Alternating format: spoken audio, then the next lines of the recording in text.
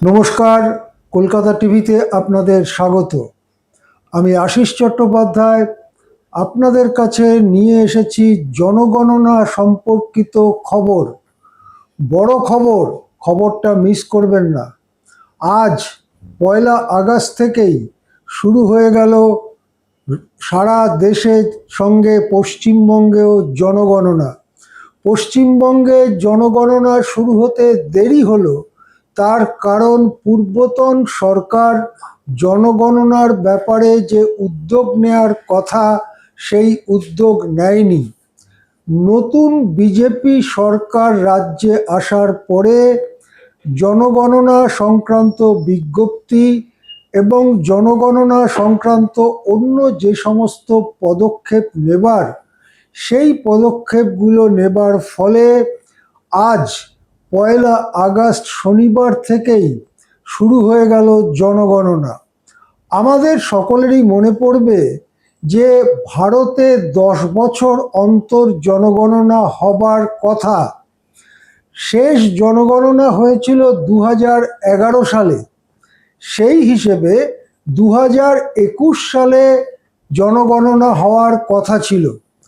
তখন সারা দেশে করোনার জন্য এমন একটা পরিস্থিতি তৈরি হয়েছিল যে জনগণনা করা সম্ভব হয়নি।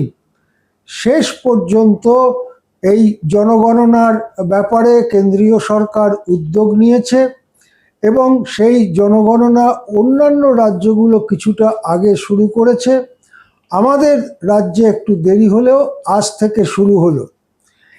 1 থেকে 15ই আগস্ট মনে রাখবেন, 1 থেকে 15ই আগস্ট অনলাইনে প্রত্যেকে স্বেচ্ছায় তাদের ফর্ম ফিল আপ করতে পারবেন।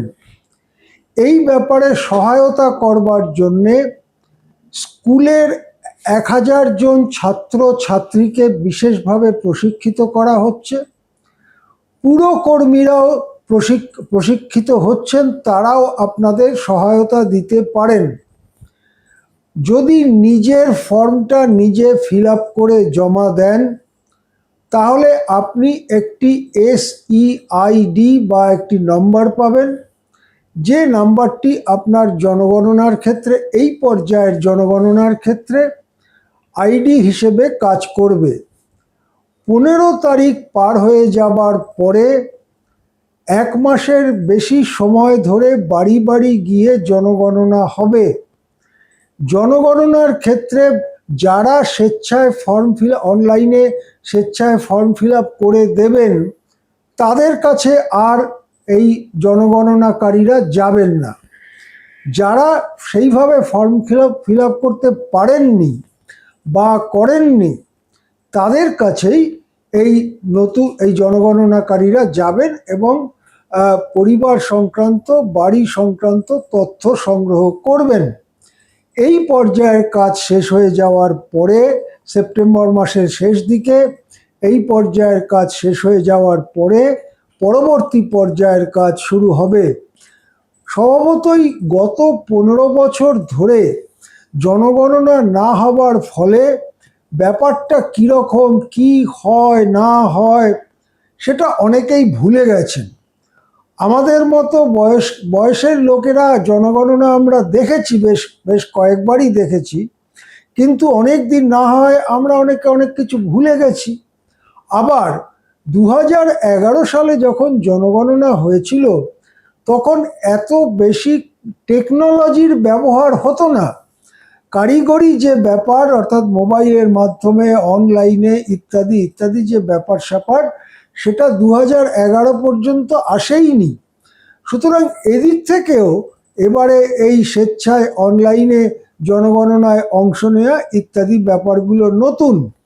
আর তাছাড়া নতুন সরকার কিভাবে জনগণনার ফর্ম তৈরি করেছে সেটা আজই জানা যাবে, কিন্তু সেটার মধ্যেও নতুনত্ব থাকতেই পারে।